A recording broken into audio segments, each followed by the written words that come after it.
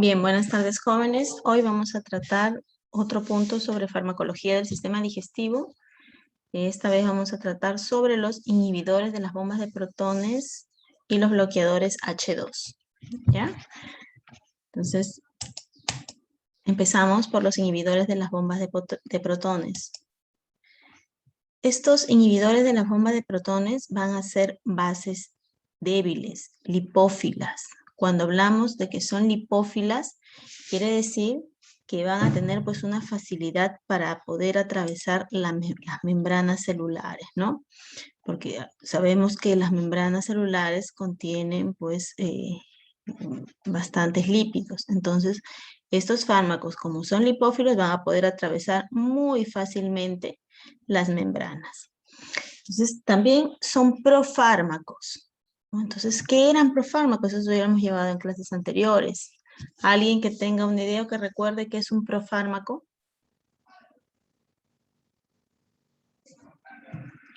Nadie. ¿Qué es un profármaco? ¿Qué entendemos por un profármaco? Nadie. ¿Qué pasó, chicos? Bueno, entonces pregunta de examen, ¿no? Un profármaco viene a ser la forma inactiva del fármaco, ¿no? Pero esa es la palabra pro, antes de ser fármaco, ¿no? Antes de su forma activa. Entonces, los inhibidores de protones, de las bombas de protones, son profármacos. ¿Qué quiere decir esto? Que cuando nosotros lo administramos, no están en su forma activa, no. Van a necesitar un pH ácido para volverse activos. Entonces, ¿se acuerdan de los citoprotectores que habíamos hablado en la clase anterior, ¿no? Que requerían de ellos de un pH ácido para poder activarse, ¿no? Entonces, lo mismo son los inhibidores de la bomba de protones, son profármacos que requieren un pH ácido para poder activarse y realizar el efecto pues, por el cual se ha elaborado este tipo de fármaco, ¿no? Entonces, estos fármacos ya cuando atraviesan las membranas, ¿no? Las membranas celulares, van a llegar a las células, aquí ya atravesaron la mucosa, ¿no? Entonces, van a llegar a estas partes que conforman las paredes del estómago, el que está formado pues por varias células, ¿no? Pero estos inhibidores de las bombas de protones van hacia una específica, que son las células parietales, ¿no? Estas células parietales, acá tenemos una, que es la también llamada célula oxíntica, ¿no? Aquí está, entonces aquí la vemos de otra manera. Entonces, estos inhibidores de las bombas de protones van a introducirse por estos canalículos intracelulares para realizar su acción. Entonces, ¿dónde realizan su acción los inhibidores de las bombas de protones? En las células parietales específicamente, ¿no? Entonces, ¿qué son? Son sustancias, son bases débiles y son sustancias lipófilas. ¿Qué son? ¿Fármacos o profármacos? ¿Qué eran? Eran profármacos. ¿Y por qué se les llamaba profármacos? ¿Qué necesitaban? Activar TIMIC. ¿Y de qué manera se activaban? A través de un pH ácido, Miss. Muy bien, exactamente, a través de un pH ácido, ¿no? Entonces, excelente cuando nosotros estamos con una hiperacidez, ¿no? Entonces van a actuar muy bien en ese medio. ¿Cuáles son los fármacos de primera elección? Entonces, los fármacos inhibidores de las bombas de protones son conocidos por nosotros, ¿no? Un omeprazol, un lansoprazol, un pantoprazol, rabeprazol, esomeprazol, ¿no? Todos ellos, los que están en boticas o farmacias, ya deben de familiarizarse con ellos, ¿no? Estos son los fármacos de elección. El que más se utiliza es el omeprazol, ¿no? Y el lansoprazol. Veamos su farmacocinética y su farmacodinámica, ¿no? Entonces, biodisponibilidad. ¿Se acuerda que hablábamos de la biodisponibilidad? Es el porcentaje de fármaco disponible en nuestro organismo para realizar la acción. Entonces, en el caso del omeprazol lo tenemos en un 30 a un 40%. en el esomeprazol en un 64, en un 90%, casi en su totalidad, el lansoprazol en un 80-85%, ¿no? Bueno, este fármaco no es muy comercial. El pantoprazol en un 77% y el rabeprazol en un 52%. ¿no? Su unión a proteínas, el que más se une a las proteínas es el pantoprazol. Quiere decir que el porcentaje mínimo que queda es el que va a realizar la acción, ¿no? Entonces, cuando vemos que su unión a proteínas es casi en un 98%, quiere decir que estos fármacos se van a dar en tiempos muy espaciados, ¿no? Por ejemplo, 2 veces al día o 1 vez al día, dependiendo el nivel de, o el grado de patología que se puedan presentar, ¿no? Seguidamente por el esomeprazol y el lansoprazol, ¿no? Su excreción vía hepática, igual que su metabolismo, también vía hepática, ¿no? Vía renal, que diga la excreción, aunque había una confusión, y su metabolismo es por el hígado. ¿En qué enfermedades o en qué patologías está indicado? En el caso de alguna dispepsia, ¿no? En el caso de una úlcera gástrica, en el caso de los reflujos, ¿no? Que a veces nosotros decimos que son una vinagrera, ¿no? Esos son los reflujos gastroesofágicos. Tratamientos de úlcera gastroduodenal, el síndrome de Zollinger-Ellison, que se acuerdan que era un pequeño tumorcito que había en el páncreas, y esto provocaba que hubiera un incremento pues de la gastrina, ¿no? Entonces esa gastrina, ese aumento de la gastrina iba a provocar un aumento de la segregación del ácido clorhídrico, ¿no? Entonces, por ende, cuando hay este síndrome de Zollinger-Ellison va a haber una hiperacidez. Entonces, están bien indicados en este tipo de patologías. Prevención y tratamiento de úlcera péptica inducida por AINES o antiinflamatorios no esteroideos y infecciones de Helicobacter pylori también, ¿no? ¿Cuál es su mecanismo? Entonces, lo que les había mencionado, ¿no? Estos fármacos, estos profármacos van a ingresar por vía oral o de repente endovenosa y se van a administrar, ¿no? Los cuales van a atravesar esa membrana, esa mucosa del estómago, van a atravesarla y van a llegar hacia las células parietales. Entonces, ¿cuál es la principal acción o cuál es su principal mecanismo de acción de estos fármacos? Inhibir, ¿no? Esta es la célula, aquí la observamos, y estas células, para poder lograr que segreguen el hidrógeno, entonces va a tener que activarse esta bomba que está aquí, ¿no? Lo que ustedes pueden observar. Entonces, ¿qué permite esta bomba de aquí, de esta célula? Que haya un intercambio de hidrógeno y potasio. Lo que va a permitir en una forma normal es que eliminen hidrógeno hacia el estómago, ¿no? Y puedan absorber o dejar entrar potasio. Entonces, ¿qué va a pasar? Entonces, ¿qué va a pasar? De que este fármaco va a inhibir estas bombas de protones, ¿no? Por eso es que le llaman inhibidores de las bombas de protones.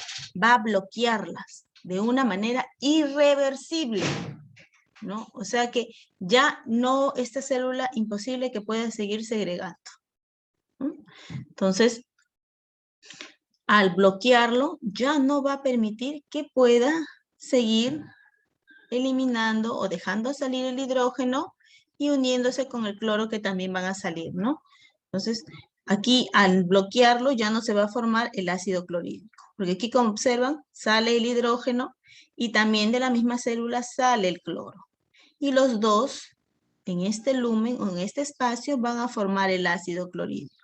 Pero cuando nosotros estamos tomando estos inhibidores de las bombas de protones, esto se bloquea. Por lo tanto, ya no va a haber eliminación de hidrógeno ni tampoco de cloro. ¿Qué va a pasar? Va a inhibir la formación del ácido clorhídrico. Entonces, estas células las tenemos en cantidades mayores en el estómago, ¿no? Entonces, como estos fármacos van a bloquear estas bombas de protones. Entonces, como están en el estómago está formado por varias células. Entonces, y cuando tenemos una hiperacidez, ¿qué es lo primero que tenemos que bloquear nosotros? Que ya no se segregue, que ya no se forme más ácido en el estómago para ya no provocarnos más daño, no más irritación o de repente una úlcera. Entonces, ¿qué tenemos que tomar estos fármacos para poder bloquear estas bombas de una manera irreversible? ¿Cuáles son los efectos secundarios? Generalmente cuando se toma este tipo de fármacos puede provocar una cefalea o dolor de cabeza, puede provocar diarrea, puede provocar náuseas, estreñimiento, flatulencias, un dolor abdominal, vértigo, mareo, visión borrosa, ¿no? Aumento de las enzimas hepáticas. Entonces, todos estos efectos adversos puede provocar, no en todas las personas, pero sí en la mayoría presente este tipo de efectos adversos, ¿no? Los cuales no van a demorar, obviamente van a pasar, ¿no? Después de la administración de estos fármacos van a pasar dentro de 1 a 2 horas. Y aparecen mucho más rápido cuando estos fármacos los administramos por vía endovenosa. Muchas veces se administra conjuntamente con la buscapina o iosina o escopolamina, ¿no? Que nosotros las conocemos. También cuando se usa mucho estos inhibidores de las bombas de protones van a provocar una hipergastrinemia, ¿no? Que es aumento de la gastrina. Entonces, que también puede provocar osteoporosis. Eso puede provocar, hay una disminución de la absorción del calcio, ¿no? Por aumento del pH gástrico. Entonces, que también puede provocar una hipomagnesemia, ¿no? Una disminución del magnesio. Entonces, eso lo va a manifestar mediante temblores, arritmias, convulsiones, ¿no? También cuando se siente mucha fatiga. También va a afectar a lo que son los riñones, ¿no? Una hipersecreción ácida de rebote. Entonces, los inhibidores de las bombas de protones hay que tener mucho cuidado cuando se toman. No es que me quiero automedicar porque siento una acidez, voy a comprar un omeprazol y voy a tomarla, ¿no? Siempre hay que tener en cuenta lo que nosotros hemos visto, la biodisponibilidad que tiene la unión a proteínas. No es tomarnos 1, 2, 3, 4 veces al día, ni tomarnos 2 juntos para que me pase más rápido. Eso es totalmente falso, ¿no? Entonces, debido a lo que nosotros estamos viendo en su unión a proteínas, y la parte que queda activa, entonces es mínima, por lo tanto, se van a requerir de repente de 1 a 2 tomas al día, ¿no? Interacciones del omeprazol con el clopidogrel, ¿no? Disminuye su eficacia, ¿no? Con algunos antifúngicos podrán disminuir su absorción, con algunos antidepresivos también pueden potenciar su toxicidad, ¿no? Con la vitamina B12 podrá haber una disminución en la absorción de esta vitamina B12. Entonces hay que tener mucho cuidado con la ingesta de este omeprazol. Lo más recomendable pues es tomarlo en tiempos espaciados con otros fármacos, no tomarlos juntos con otros fármacos porque pueden provocar su inhibición, ¿no?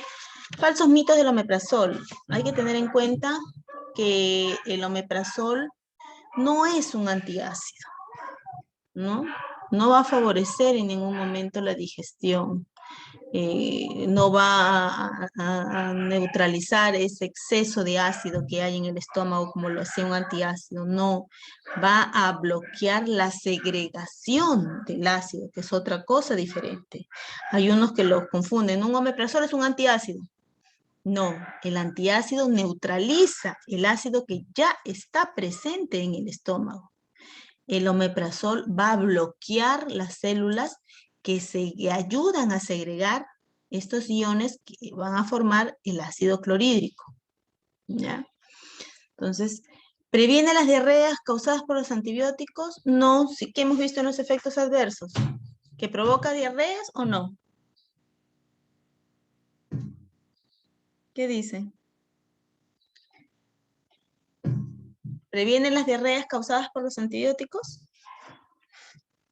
No, no las va a prevenir porque uno de sus efectos adversos es que provoca diarrea. Es un protector del estómago, protegerá las mucosas. ¿Qué dicen ustedes? ¿El omeprazol protege las mucosas? No. No, ¿no? ¿Por qué? ¿Por qué no protegerá las mucosas?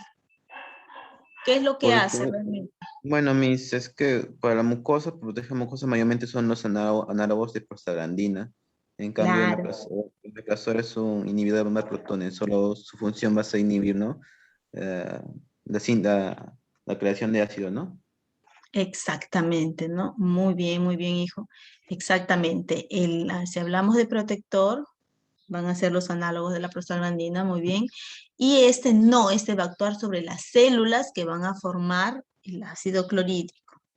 ¿Debe de acompañarse con algunos AINES? Obviamente que no. ¿Por qué? Porque los AINES que nos van a provocar una gastritis, ¿no? Entonces, si yo lo tomo conjuntamente con un AINES, puede bloquear su acción o puede de repente exacerbar mi gastritis y el omeprazol no actuar, ¿no? Entonces no es recomendable. Tampoco es recomendable, pues, porque en decir, bueno, como la cápsula es muy grande, no la puedo tragar o pasar, entonces eh, vamos a abrirla. No, no. Se supone que esta cápsula que está cubriendo esas pequeñas bolitas, ¿no?, que hay dentro de esa cápsula, si ustedes han visto una cápsula de omeprazol, entonces está yendo como un profármaco, ¿no?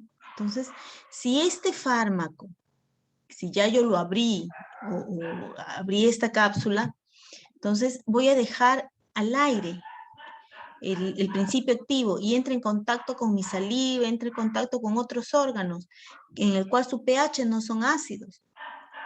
Entonces van a inactivar ese principio activo y va a ser por gusto. Entonces no se puede abrir ni abrir a la mitad la cápsula para poderla pasar, ¿no? Si no puedo tomar la vía oral, entonces existe vía endovenosa, ¿no? Que se puede administrar. Entonces eso no debe de suceder, ¿no?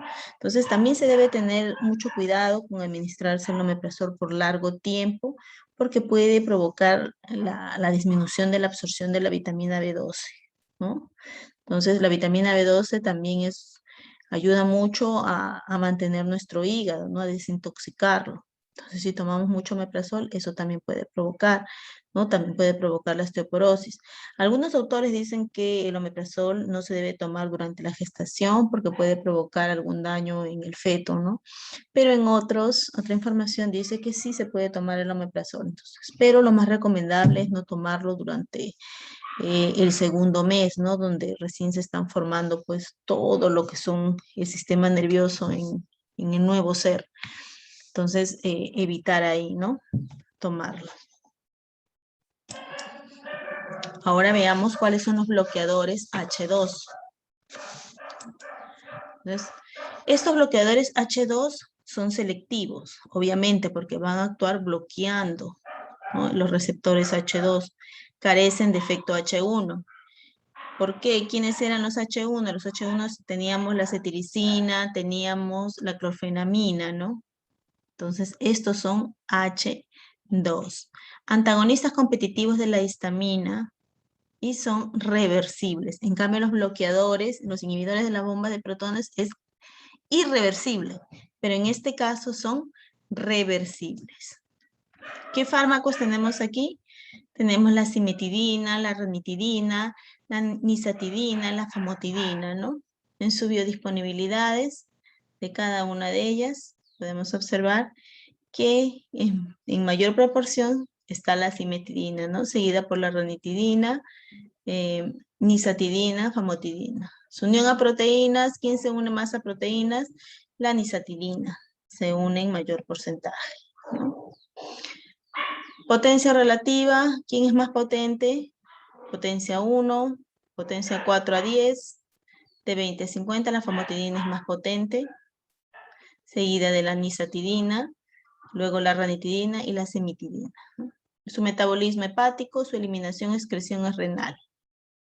Y su vida media, 2 horas, 2 a 3 horas, de 1 a 2 horas. ¿En qué está indicado? En úlceras duodenales, esofagitis por reflujo, hemorragia gástrica, úlcera gástrica, ¿no? En este caso, ¿no? Como pueden observar aquí, una ligera gastritis, así está el estómago dañado, ¿no? Como ven acá, irritado. Y esto es lo que provoca dolor cuando de repente comemos algún alimento que nos pueda causar más irritación, ¿no? Entonces aquí tenemos una úlcera, ¿no? Aquí ya hay una úlcera, una llaga.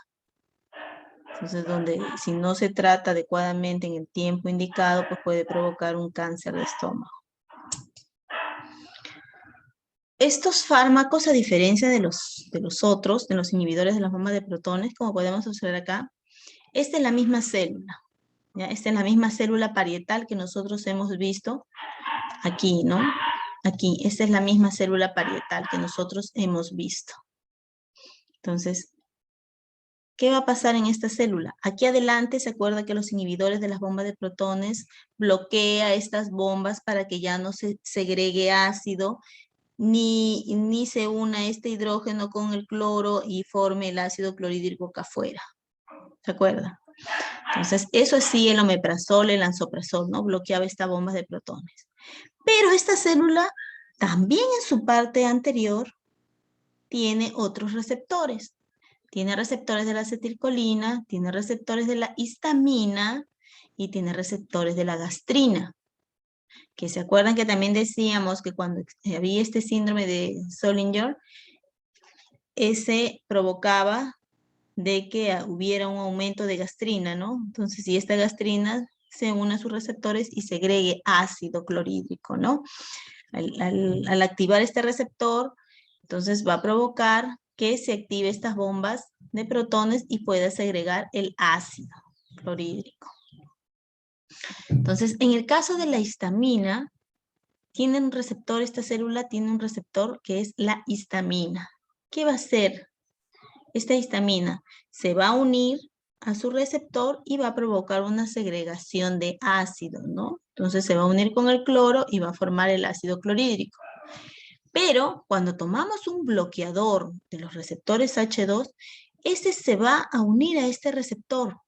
Entonces ya va a ser que la histamina no se puede unir, sino se une este bloqueador, ¿no? Entonces lo bloquea y ya no hay segregación del ácido clorhídrico. Pero tengamos en cuenta que cuando se segrega el ácido clorhídrico, activando estas bombas de protones, se va a segregar en una mayor cantidad, ¿ya? En una mayor cantidad, porque está activando estas bombas, ¿no? Pero cuando activan estos receptores de aquí atrás, la segregación del ácido clorhídrico es mínima, es pequeña, a diferencia de que cuando activan las bombas de protones. Entonces, ¿por qué les digo esto? Porque cuando nos dan un tratamiento, nos dicen, Miss, ¿y por qué me dan ranitidina y por qué me dan un omeprazol? ¿No? ¿Cuál es la diferencia? A ver, según lo que he explicado, alguien que me pueda decir por qué en un momento dado se da ranitidina y por qué se da omeprazol y en qué horarios los dan. ¿Nunca han tomado en cuenta eso? ¿Alguno de ustedes? Bueno, que yo sepa, me pasó eso en ayunas, si no me equivoco, ¿no? Sí. Me acordé, bueno, como usted dice, ¿no? En caso de omeprazol, también puede ocasionar, ¿cómo se llama? Un rebote, ¿no? Un efecto rebote de ácido, si no me equivoco. ¿Y la ranitidina? La ranitidina, como usted dice, bueno, antes de la ranitidina son necesita unión tres receptores, ¿no? Histamínico, de acetilcolina y la gastrina, ¿no? Si no me equivoco, para que no haya ácido, mayormente se combina la litirina con otros fármacos para inhibir la acetilcolina y la gastrina, porque si estos dos receptores aún siguen funcionando, igualito va a haber ácido, ¿no? Solo que en menor nivel, ¿no? Ya. ¿Y en qué tiempo los dan? Uno los dan en ayunas y la ranitidina, cada qué tiempo los dan?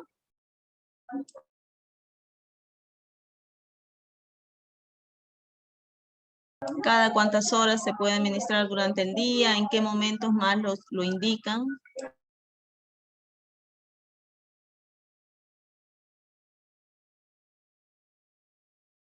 Nadie, nunca se han percatado de ese tratamiento cuando alguien les va a comprar o de repente ustedes o algún familiar que ha sufrido de gastritis.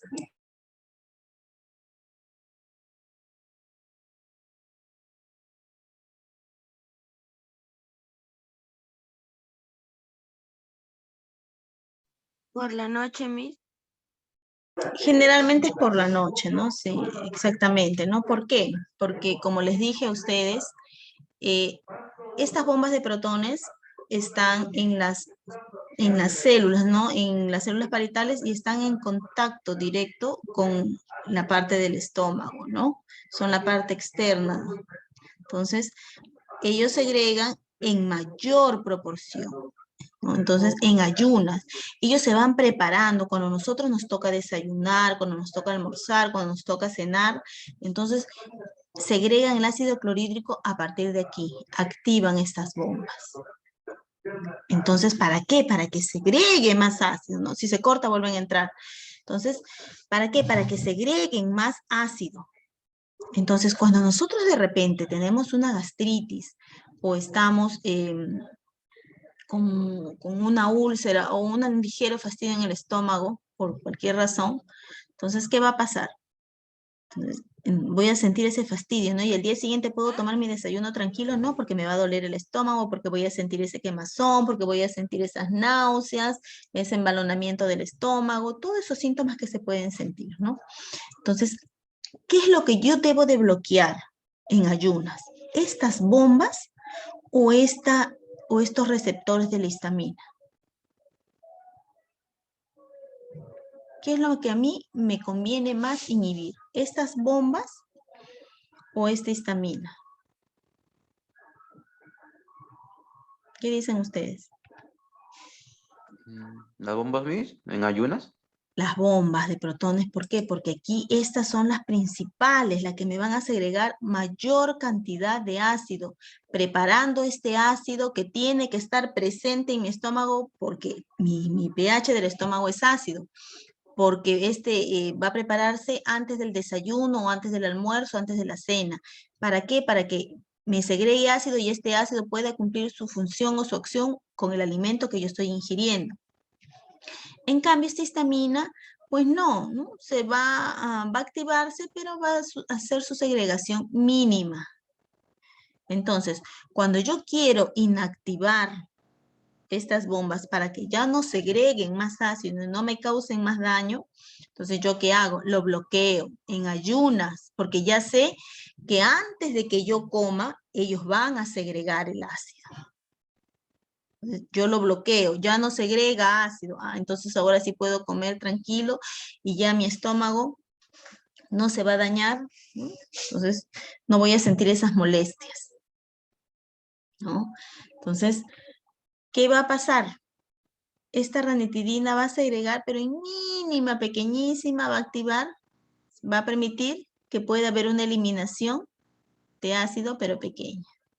Entonces, esto en ayunas, sí, pero ¿qué pasaría si yo tomo un omeprazol después de las comidas? ¿Estaría bien? ¿Estaría bien que yo tome un omeprazol durante la comida o después de las comidas? No, no, Miss, no está. ¿Por qué? Bueno, recordemos que si no hay el jugo gástrico tiene un papel fundamental, ¿no? Con los alimentos, ¿no? Que va a permitir también sintetizar estos, ¿no? Y Claro, y muchas veces las proteínas o eso va a ser beneficiosos para huesos, ¿no? claro. Entonces, en parte tienes razón, pero ahí te faltó complementar de que se supone que estas bombas van a permitir que se segregue ácido para cumplir su función, ¿verdad? Entonces, si yo tengo una gastritis, al segregar más ácido, voy a provocar más irritación en mi estómago.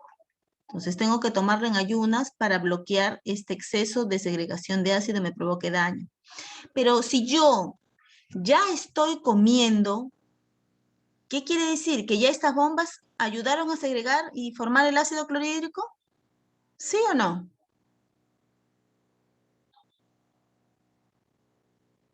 Cuando ya Sí. estoy comiendo, ¿ya está formado el ácido clorhídrico en mi estómago? Se está formando, por así decirlo, Miss. Sí, O ya se se está formó, formando. ya se formó, porque ¿se acuerdan que les decía que estas bombas se activaban para preparar al estómago, segregando ácido clorhídrico para que este ácido clorhídrico que está en el estómago actúe sobre los alimentos que están llegando. Entonces, ya está presente en mi estómago, ya lo formó. Entonces, ahora sí dice, venga comida que voy a actuar sobre ustedes. Entonces, cuando yo ya he ingerido alimentos, ya tengo ácido clorhídrico segregado por estas bombas. Entonces, si yo tomo un omeprazol durante las comidas, ¿me va a servir de algo inhibir estas bombas de protones? Ya no, porque ya me formó ya el ácido clorhídrico. ¿Va a hacer efecto el omeprazol? No. ¿Me va a ser útil tomar omeprazol después del alimento? No, porque ya segregó, ya se activó, ya segregó el ácido clorhídrico que tenía que segregar para actuar sobre el alimento que se ha ingerido. Entonces después va a seguir activándose, ya no, por gusto. Ya no se va a activar. Ya no me va a segregar más ácido porque de ahí hasta mi otro alimento, pues va a faltar mucho tiempo, ¿no? Entonces, por eso es que siempre se toma en ayunas o antes de algún alimento, ¿no? Porque a veces no solamente en ayunas, sino se toma a veces antes de un almuerzo o de repente antes de una cena. En cambio, la histamina, como segrega en menor proporción, se puede tomar después, ¿no? De la cena o antes de dormir. ¿Por qué? Porque se supone que nosotros en la noche, estas bombas no van a segregar nada de ácido, porque no se está preparando para ningún tipo de alimento que va a llegar a mi estómago. No se está preparando para nada de eso. Entonces, pero necesita de todas maneras mi estómago el ácido clorhídrico para realizar las funciones que tienen que realizarse, pues, ¿no? Que cumplir. Entonces, en la noche, ¿quién va a segregar? La histamina. Entonces, ¿yo qué necesito tomarme en las noches? ¿Un omeprazol o una ranitidina? En el caso que una ranitidina, ¿no? Después de la cena, ¿no? Y si no ceno nada, mi ranitidina. Pero si voy a cenar,